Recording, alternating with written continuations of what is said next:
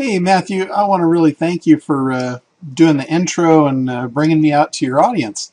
Really excited to bring this information out to you guys. And I'm a little different than most of the SEO guys out there. I actually do this commercially and I do some training. And I have a lot of people that bring me information because I can decipher it. And I figure it out and then feed that back to them. So I have no problem sharing information. Most of the guys in this industry, when they find something that works, they keep it really tight to their chest, and you usually hear about it after it's done working. So I'm not like that. I like to show what's going on right now and predictions on the future. So let's start this out. We're talking here about SEO for 2015. This is what's not only now, but what's coming. And I call this the final frontier. Obviously, anybody in SEO knows that's not true. There'll never be a final frontier because it keeps changing. But what I say to people that are not prepared to make the journey into the future of SEO is really you just need to stay at home. So that's this slide. If you're not prepared to make the journey, you really need to stay home. So one thing you need to know about me is I'm not a hobbyist. I am like a mercenary. And like I said in the very beginning, I do this commercially. I've been doing it since the very beginning. When I started doing SEO, SEO did not even have a name.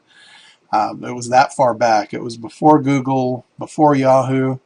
I remember doing a thing at Pepperdine University showing people how to get listed in Yahoo when it first came out. And all kinds of people wanted me to do their SEO for them at that point. And that's how I kind of got involved in doing SEO for companies. So I've been doing this for a very, very long time. And I don't do it for fun, I do it for pay. So I am like a mercenary. So anyway, some of the stuff that we're going to cover here is the evolution of SEO, some of my methodologies, which are very different from a lot of people that you've probably heard or maybe follow in the industry. I'm not saying that anyone is right or wrong, but I think you'll see that I'm a little bit different in the way I go about this, and I've done it very successfully for many, many years. And one of the things about my methodology is it's very safe because I do it for companies. It's not like I'm doing this for something that I could just throw away. It's not some affiliate site where if I bomb it and tank it and do something that I shouldn't have done and all of a sudden I've got to rebuild it. I can't do that for companies. I can't just go in and say, I've trashed your site, we need to rebuild you. I can't get away with that. So anyway, that's one thing about my methodologies that you'll see. They are very safe and they're very effective as well. I'm going to share a frightening discovery with you. I won't talk about that now. We'll get into that when the time comes, but it's going to be really shocking for many of you, probably most of you, if not all of you. And it alludes to a new thing that Google's got. I'm calling it the bullshit meter. And then we're going to talk about how to beat that. So this is going to be really good for a lot of you guys. Some really good information most people have not heard. I know a lot of people at Black Hat World, these guys are, out on the cutting edge, tip of the sword kind of stuff. I think a lot of the stuff I brought to light had not been heard or talked about yet. So anyway, I'm happy to share it with you guys. So let's talk about the big problem. The big problem in SEO is it really is always evolving. It's never going to stay the same. And you got two choices. You either can evolve with it or you can let the best thing that ever happened slip right through your fingers. And the reason I say the best thing that ever happened, most people don't realize why SEO is so good, why the traffic from it is so good, but it really is the best traffic that you can get. And it's the best form of advertising you can get. And the simple reason for that is you're putting yourself at the right place at the right time. It's advertising that is being looked for versus interruptive advertising where you're interrupting somebody and you're trying to get their attention. It's not like that. It's like you show up right when they're ready for you and they're actively looking to buy what you are offering. So there is no better form of advertising. There never has. I'm not going to say there never will be because we really don't know what's ahead in the future. I know a lot of people would say, if you told me what was going to be happening now, it was going to happen, 10 or 20 years ago, they'd tell you you're out of your mind. So, not going to do that, but just know that as of now, it is the best form of advertising I've ever seen. Far better than paid advertising. The conversion on organic search is off the charts as far as how well that converts compared to traditional paid advertising and the likes. So anyway, let's get on with it here and talk a little bit about my methodologies. A lot of people have this concept of black hat and what hat you. Everybody's really concerned with what hat you wear. When you start talking to somebody that's somewhat educated on SEO, as far as from a client standpoint, they'll say, oh, well, are you white hat or do you do that black hat stuff? And, really, as far as this goes, the thing about black hat is if you do black hat right, it's undetectable and it is the way to go. I equate this to like transportation. Let's talk about white, gray, and black hat. In transportation, the equivalent of white hat would be walking. And the equivalent of gray hat would be driving a fast car and getting in trouble for it. And black hat would be getting on a private jet and getting where you need to go. And you're there before anybody knew what happened. So that's really kind of my interpretation of black hat. And anything that you're doing that's going to get you in trouble, that's what I call shit hat. That's just like loading up a hat with shit and putting it on your head. So hopefully I don't offend anybody with that. I was told at Black Hat World I could really speak my mind, so I'm kind of still on that path. I apologize if I've offended anybody. It's not my intention, but it really is true. If you're doing stuff that you're not supposed to and you're going to get caught, I mean, why even do that? Why even wear that type of hat? And a lot of people equate that to black hat, and that's really not true. Like I said, black hat is truly undetectable, and there's only one rule about black hat that I have, and it's don't get caught. That's it. If you're doing stuff where you're not going to get caught, you're the invisible man, so who cares what color your hat is? And that's really, my first methodology is do things that are not going to show up on a radar and not get caught. And one of my core principles for that is what I call cloud cover, and I'm not going to get into that here because this is a short thing and I'm really trying to get to something that's really going to help you a lot. I'm going to give you the biggest bang for your buck, for what I can deliver in this short presentation. But that cloud cover is one of my core methodologies, and a lot of people in the SEO communities and the SEO world have adopted it, and they've been talking about it, and they learned that from me. And it's a way to do SEO that it hides everything. And I bring up the story about World War II pilots. And the guys that learned to come home, they're the ones that learned to fly in the clouds. They stayed out of the clear blue sky. The guys that flew around in the clear blue sky and were seen and detected, those are the guys that got shot down and didn't come home. So that's not what we want in SEO. We want to go home. We want to go out, do our job, do it safely, and return home unscathed. And that's what using cloud cover will do for you. So anyway, next is the power of observation, and this is how I learn an awful lot about what's going on. I'm not really out there listening to what everybody says, although I do take that into account, but I always go back to the results and I look and use the power of observation. And this really teaches me just about everything I need to know, and it also very well predicts the future the way I do that. And lastly, this is a really simple concept to get. If it's right for the business, it's probably right for SEO. So if you're doing things that wouldn't make sense as far as from a business owner's standpoint, if you're doing things that a business owner would never do, then that's probably, it might be effective for the time being, but it's going to be short-lived, it's going to get caught, and it's going to get you in trouble. So what's the point? So I just say if it's right for business, it's probably right for SEO. And using this concept since the very beginning, A lot of the stuff that I did years and years ago is still ranking. It's still ranking at the right at the top, and it's never been hit. It's never been hurt, never been touched. It was done right, the way a business would do it right from the beginning, and always has been. So one of the things you'll notice with the power of observation is, I'm really looking at this stuff from the very beginning. There's not too many people that have been around in this industry as long as I have. So the scope and scale of knowledge of things that I've seen, all of that stuff comes forward. It's kind of like fashion. People say, oh, wow, throw those clothes out. You'll never wear them again. Well, all that fashion comes back in style a number of years later. So SEO is no different. So if you want to know what the future looks like, you've got to look with the past, or at least understand what it was.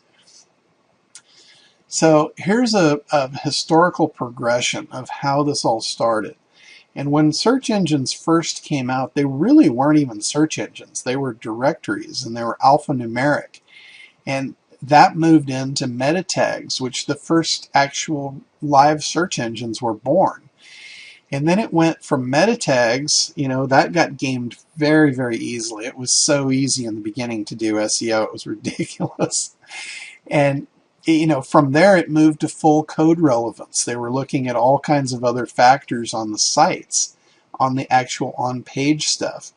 And then it went from that, it went to actual quality of content, not just looking at the code, but trying to figure out, how quality is this content. Or actually quantity, I'm sorry. It went to quantity. It always goes to quantity first and then quality. So next is the quality. When it came to quality, what they were looking for is freshness of content. And that was really, in the beginning, that was all they had to judge it on. And then it got refined as things went further down the road. And then, of course, at some point in the game, all the content got gamed as well by the SEO community. So the search engines literally threw content out the window, and they went to popularity, and everything was based on links. And at first, just like content was based on the quantity, so were links. When it first came out, it was the number of links. You could beat any SEO term to the top just based on the number of links you got for it. Obviously they weren't all counted equally, but you could beat it by sheer volume of numbers. So it moved from that quantity of links to quality of links. And we all know about this. And then also it went from, another one of the quality standards was the actual anchor text portfolios. So there was a lot of different factors as this refines and evolves when it moves through here, but it always makes the same path. It goes from quantity and then moves to quality. And then once all of that is basically flushed out, they get to the end of that rainbow, and then they move into the next one, which we saw it move into social signals. So that was the last big move, was into social signals. So Google ranks sites based on these factors. And at this point, they've really kind of run out of the basic things to move into. So now what they're doing is they're stacking these things. And they're stacking that quantity of content, the quality of content, the quantity of links, the quality of links, and they put social signals on top of all of that now. So 2014 was a rough ride for SEO. Because of this, all of the stuff got stacked on top, and it was no longer about one trick. If you were a one-trick pony in 2014, you probably weren't in the SEO business. So this is one of the things. Searchmetrics comes out every year with all the ranking factors, and you'll notice in 2013 they threw Google +1 at the very top of this, and Facebook shares, and a lot of social signals. All that orange is all social signals. So the top third of the ranking factors in 2013 was social signals. So this was a huge change. And now there's a new sheriff in town. For 2014, this guy showed up. And basically with him came Google's new bullshit meter. So This is what popped up in 2014 right at the top, and it's user signals. And what that means basically is that's user experience. Google is now able to measure the user experience, which is incredible, and it's brilliant on their part. It's one of the most brilliant things I've ever seen them do. I actually predicted this was going to happen 3 years ago because I'm always looking at what's next. I know they're going to ride out each storm, and then they're going to move. They're going to change. Like they went from, alphabetical, then they went to code, and then they went to content, and then they threw content completely out the window and went to links. Then they went back to a mix, and I'm thinking, they're running out. They're running out of variables. What's the most difficult thing? The thing that's almost impossible to game the system is the actual user experience. And that's exactly what they turned to toward the end of 2014. And they were moving into this. I realized looking back over the power of observation, this actually started, and I discovered this started in 2006. So what's happening today is this huge push toward measuring the user experience. And if you're doing SEO now, and this is going to make sense when you see how this all flushes out. But they're factoring this in, and they're valuing it, toward your rankings. So their ability to detect unnatural behavior is an all-time high. I know a lot of you guys probably received their unnatural behavior notices for linking. Well, they've also got this now toward looking at what you're doing from an SEO standpoint and measuring that against real user statistics to see if it's real or not. And if it's not, you're going to trip that meter. And what will happen then is you could be involved in a split test. This is something you don't want any part of.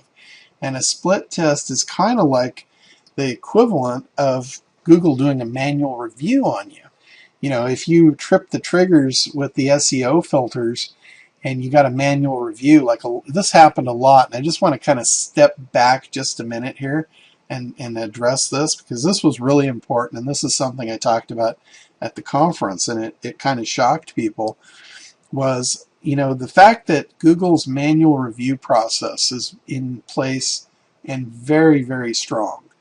Most people are not aware of that, and everybody thought their blog networks were getting cut down because of algorithm changes and being able to detect them, and that's not true. All those blog networks didn't go down on the same day. When an algorithm detects you and wipes you out, it's all instantaneous. Now, a lot of the blog networks were shut down over months and months' time.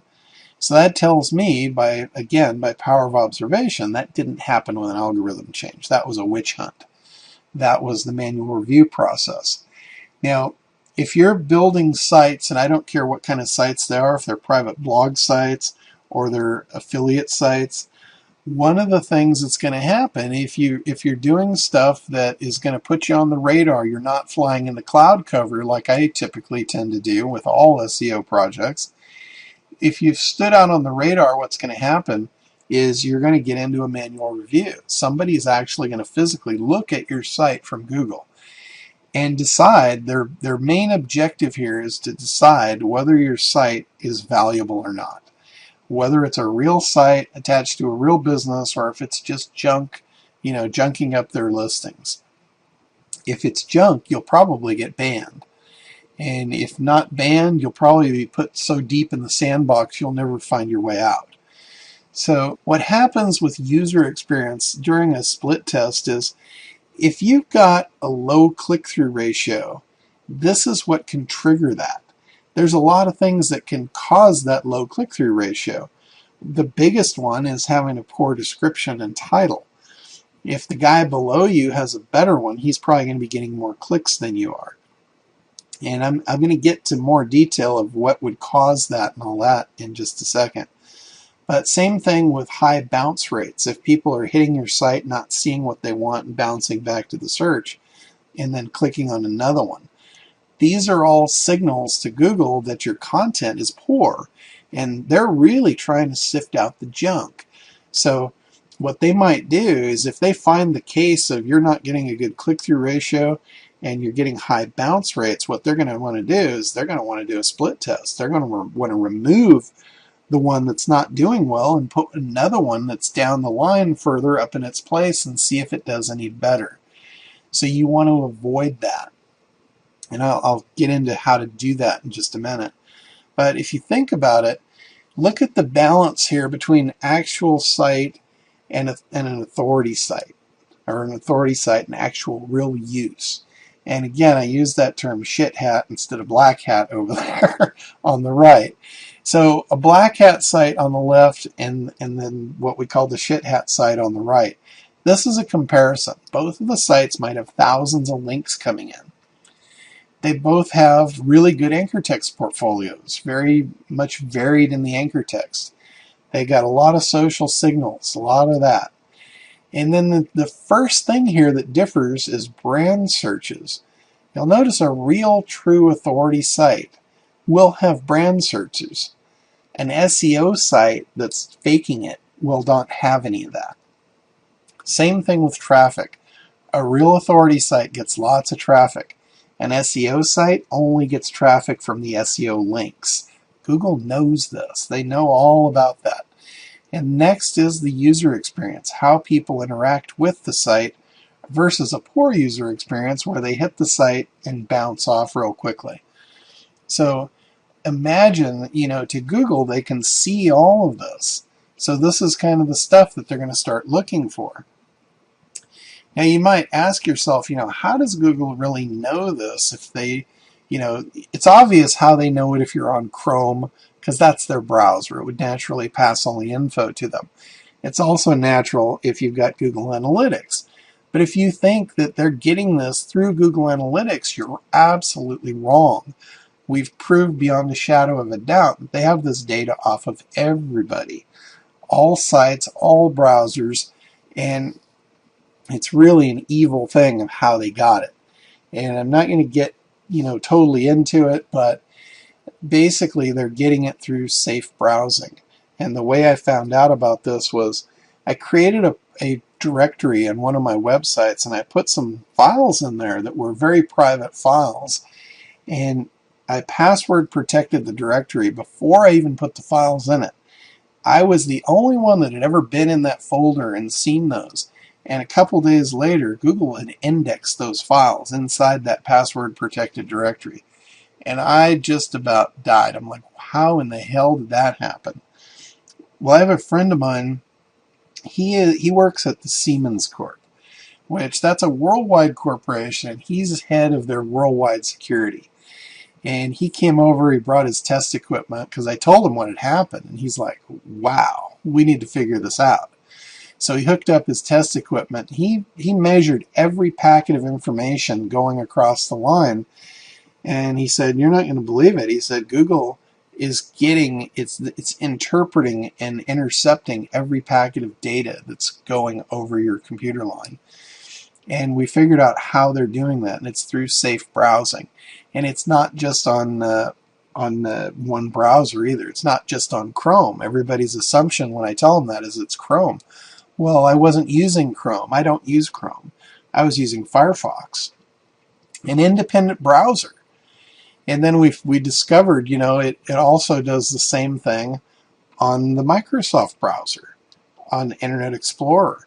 It does the same thing on Firefox, Explorer, Mozilla. Actually, Mozilla is the Firefox. I'm trying to think of the other one, the Apple browser, Safari. It does it on Safari as well. And obviously it does it on Chrome. So anyway, all of the information, all the user data is going back to Google in the form, and the way they're getting away with it is through the safe browsing that is built into all the browsers now. Well, yes, the answer to your first question is, well, can I turn it off? And yes, it is. You can. But by default, it is on. So nobody knows about this, so they're basically giving out all their information to Google. So think about that. When you log into your bank account, Google's in there first. That freaks most people out, and that's what's really going on. So anyway, that's kind of a sidebar, but I wanted you to understand I'm not guessing at this. I am truly using power of observation to figure out what's really going on and use that to my advantage to predict the future, figure out what we can do in SEO to use these little things to our advantage. The fact that nobody knows this is going on, Google's like getting away with murder. And the fact that we know that, we can leverage that to our advantage, and you're going to find out how to do that real quick here. So the thing that will trip the BS meter here, Google knows a position number 1 in their search should get 32% click-through ratio. They also know a position 10, if you're in the number 10 slot, you get about a 3% click-through ratio. So if you've done all this SEO and you've driven your site to the top and you're getting less than a 32% click-through ratio, you're probably going to trip the BS meter and you're going to go through a split test. So you don't want to do that. You don't want to have that happen. Now, let me just tell you on click-through ratio from the search engine results, the biggest thing that you have going for you there is your title and your description. If you can make those two things be more compelling than the other 9 on the page, you'll get a high click-through ratio. That's what you need. You need to prove that the value of your site is worth it. You can't just drive your site to the top using a bunch of SEO factors and expect it to stick now. You've got to prove that you deserve to be there. And you prove it through this click-through ratio. So if you're not getting that click-through ratio, or you're getting a high bounce rate, any of those things can trigger that BS meter. So you want to avoid that at all costs because you want to stay away from this split test thing. So again, organic listings with low click-through. These are things that can trigger that. And you want to not do that. Same thing with bounce rates, like I mentioned previously. And keep in mind, Google's just trying to get rid of the junk. They're trying to figure out what's real and what's not. So we really don't hold this against them. I think this is great. And again, I think this is brilliant on their part. But here's how we combat it. We combat the BS meter with actual real user experience, positive user experience. And the 3 factors are brand recognition, click-through ratio, and actual interaction with the site. So first I want to talk about brand recognition, and this is really important. And anybody that has been using observation over the last 2 or 3 years has seen this, especially after Panda and especially after Penguin. A lot of the sites that rose to the top after those fires, the ones that rose out of the ashes, one of the things that I observed of the top ranking sites were most of them were big brands. And the fact that the big brands had brand recognition, brand links, all this stuff based on brand. Those were the guys that came out on top. So let's talk about brand recognition. And I'm considering this a new concept in SEO. Brand anchors are king. Everybody talks about things are king. Content was king. Links are king. Well, brand anchors now are what I'm considering king. And so are brand searches. When people search for your brand in the search box, that tells Google that people are aware of your brand. This shows them your importance.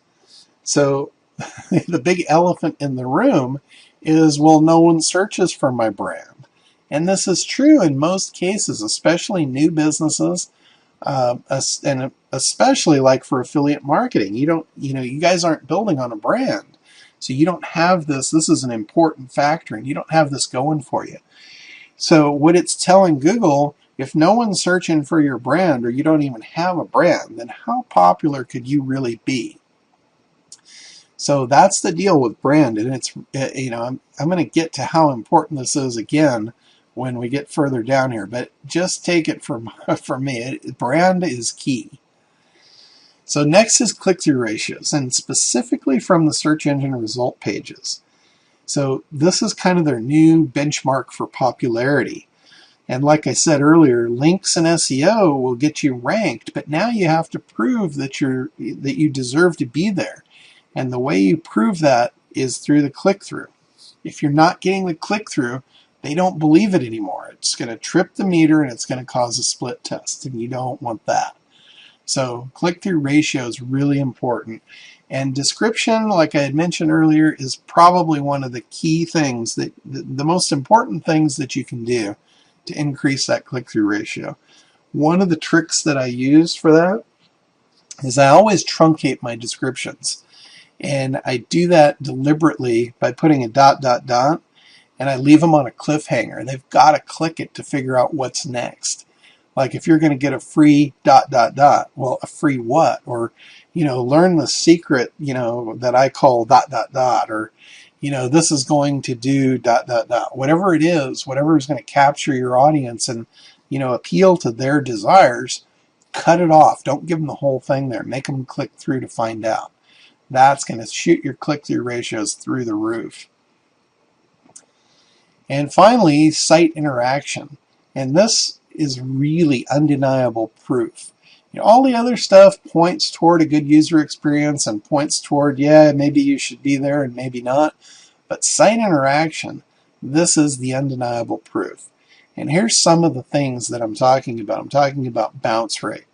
People are hitting your site, not finding what they want, and immediately bouncing off, or they're turned off for some reason. That's bounce rate. If your bounce rate is, incredibly high, that's going to be a problem. Number of pages visited. And again, that's going to lower your bounce rate incredibly if people are digging in and they're clicking on things in your site and they're spending time on your site. That's also measured. And how many people return visitors. And these are all key elements in Google Analytics. If you look at Google Analytics, you'll see what they're measuring. So that's the stuff that's important. And keep in mind, it doesn't have to come from Google Analytics. That's just showing you what they're looking at. But they're getting this data through safe browsing. So they have it whether you're using Google Analytics or not. So the site interaction, it's really kind of what I call follow-through, and that's the answer to fall and rank. If you guys have sites that are falling, like, maybe you were top 3 for many, many years, and now all of a sudden you're the top of page 2 or even further down the line, you just keep sliding, and it doesn't matter what you do. You keep doing more and more SEO and better SEO, and your efforts are going up, but your results are going down. You're probably not having follow through here. You might have created a great site, got a ton of links, got ranked, but what you forgot was that proof of value, that user experience. That's the thing. That's the layer on top that most people are not aware of yet. And they're not aware because they're listening to everybody else. They're not looking to see what's real. They're not looking to see why sites are moving ahead and why sites are going back. So what I call this is the ultimate user experience. If you can create the ultimate user experience, then you're going to show proof, and this is going to be the best value that you can add on top of all the other stuff that you're doing to actually make it work. Like in the past, you could get all these links, but if you didn't backlink boost them, if you didn't add that little extra piece on top, a lot of your efforts were wasted. Well, this is nothing different. If you're not adding this little piece on top, all of your efforts could be for nothing. You'll never get back to that #1 slot, because if you don't have all these things in place to show the user experience, you're going to get kicked down. You're going to go through that split test and you're not going to cut the mustard. So ultimate user experience starts with a search. So you want to start with a search that you actually rank for. And here's the key to brand. You probably rank right at the top for your brand. So if people are searching for your brand, they're going to get your site right at the top. So here's where it starts. You should get that 32% click-through ratio right there. If you're not, you've got a problem right out of the gate. So anyway, let's start again. So the searcher searches a phrase that you rank for. And next, they look through the search results page. They find your site, hopefully at the top for your brand, and then they click on your listing. They spend between 20 seconds and several minutes on the home page, and then they click a deeper link. They go to a deeper page. They do the same thing. They repeat this process over and over and over, and then they close the browser out. Finally, that's the last step, because you don't want them to go back to Google. If they go back to Google, that tells Google they didn't get what they wanted. They're coming back and they're still on the hunt. Google needs that signal that they passed the user through to something that was useful. They got what they needed. End of the story. So imagine if this process were happening and being repeated 10 times a day on your site by different people. If that was going on, you would have an ideal scenario. So who would benefit from this sort of thing? Anybody with no brand recognition. If you bring brand recognition onto you, I guarantee you your SEO is going to work better. Businesses with low traffic, like news sites. You say you just bought a brand new domain and put it up. People start searching for its brand. It's automatically going to give signals to Google this is important. Next is businesses with high bounce rates. And I use the example of dentists here. Why would a dentist have high bounce rates? Well, it's really simple. Nobody's going to a dental site to get information. They're not going there to read articles. If you're going to a dentist site, or you're doing searches for a dentist, you probably have a toothache. You probably have a serious problem that you're looking to solve. And you're not going to solve it by reading articles. You want the dentist's phone number so you can make an appointment.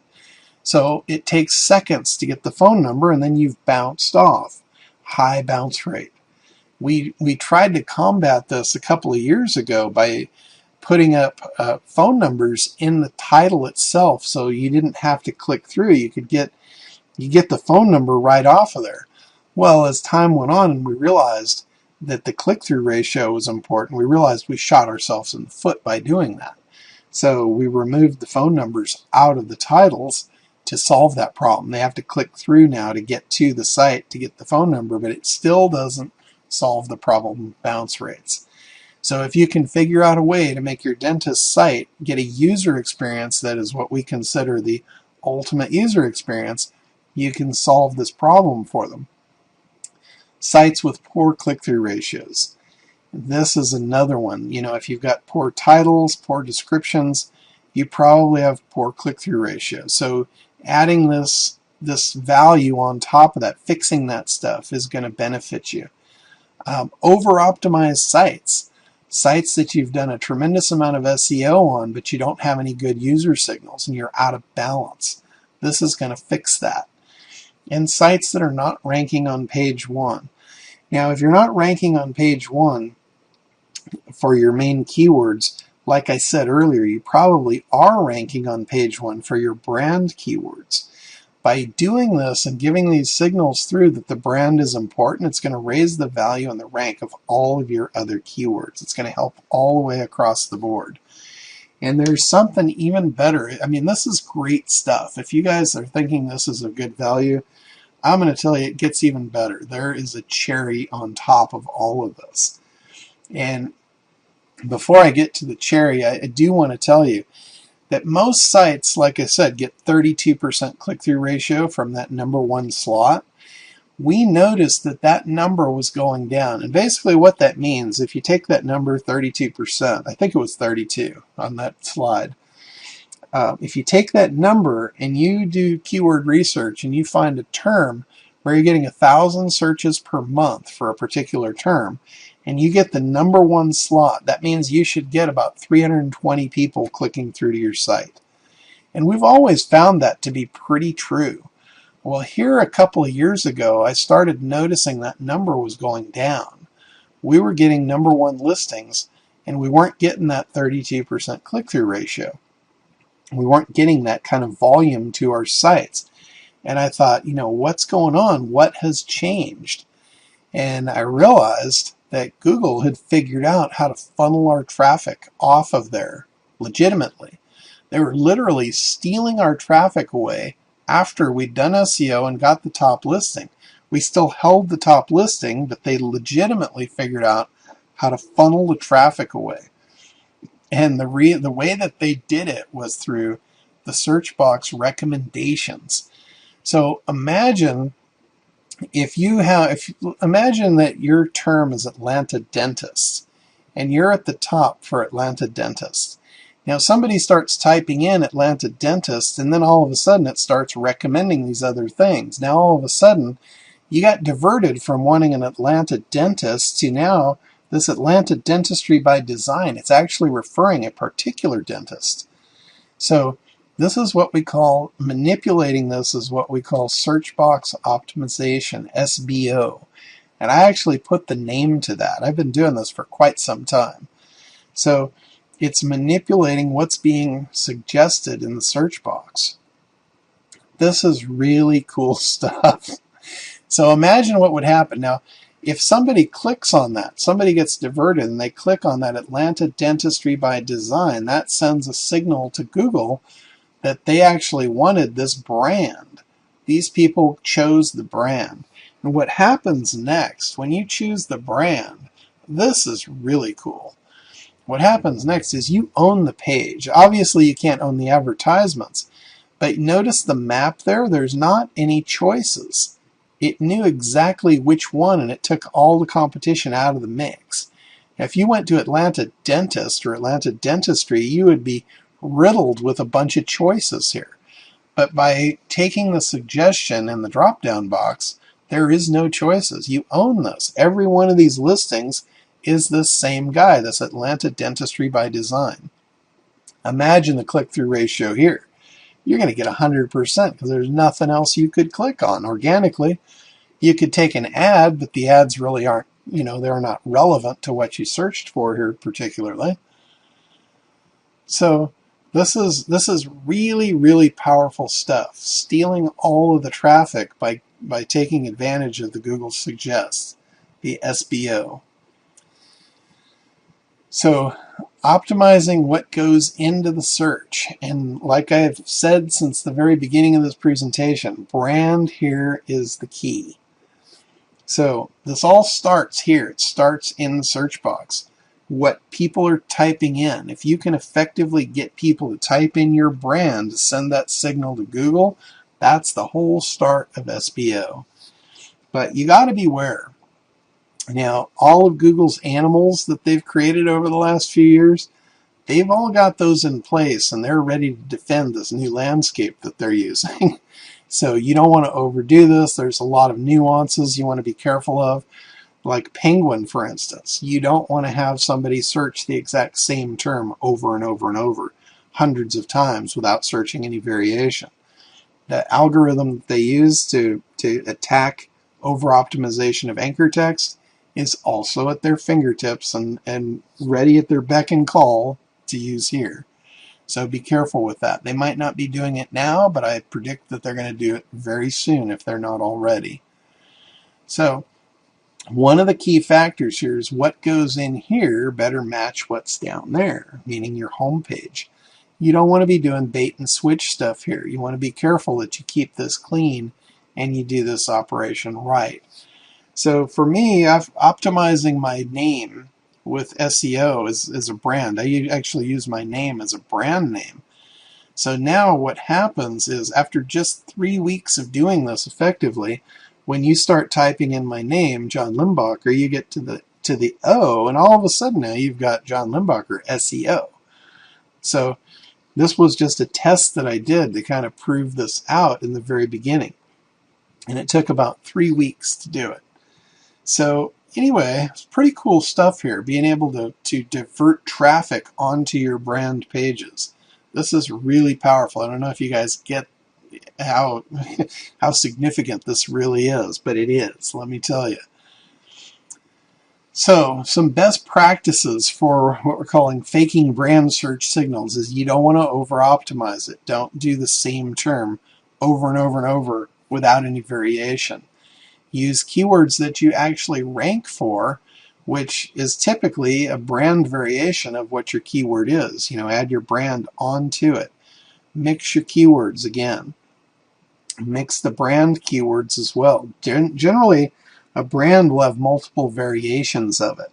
It might have incorporated after it, or it might have different brands. And like for a dentist, for instance, the dentists themselves can be brand terms.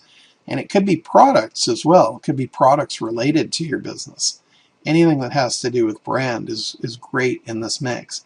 And typically brand is specific only to you. So there shouldn't be anybody searching for it. So when you divert these searches to your brand, it's just absolutely like SEO dynamite. And then also, like I said earlier, use the penguin precautions. And that all kind of goes back to several of the things here. Don't over-optimize, mix your keywords, mix your brand. That's all penguin friendly kind of stuff. So getting to the end here, let me just summarize for you what you can do. The best thing that you can do for SEO moving forward and going into 2015 is you've got to build value into your site. Your sites really have to deliver to your prospect. That starts with identifying your ideal clients, building content that they will crave, doing keyword research to make sure you're figuring out what they're searching for and bring them to the right stuff. You got to optimize the content for the relevant keywords that you've identified. So content, again, has come back into the mix for SEO. On page is a factor at this point. Optimize and promote your brand. You've got to get people searching for your brand. Brand awareness is really crucial. Whether you do this through press releases or, articles or however you're going to do it, you've got to get brand aware. You've got to get people searching for you. Social media is a great way to do it. There's a lot of different ways to create brand awareness. You got to run a quality link building campaign, which means not over-optimizing it, not sending just a ton of garbage links to your site. It's not about quantity anymore, it's about quality. And then build the user experience, or if you don't have that, you need to fake them somehow. We've got quite an array of techniques to fake these effectively using our cloud cover kind of scenario. And you need to ramp all this up together so it comes out looking natural, just like an authority site. You want your site to mimic the way an authority site becomes an authority site.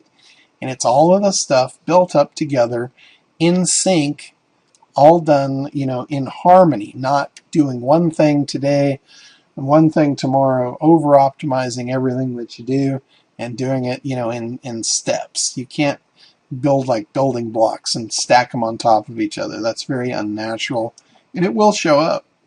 So anyway, that's it. I want to kind of close this out, and this really is SEO's next big wave.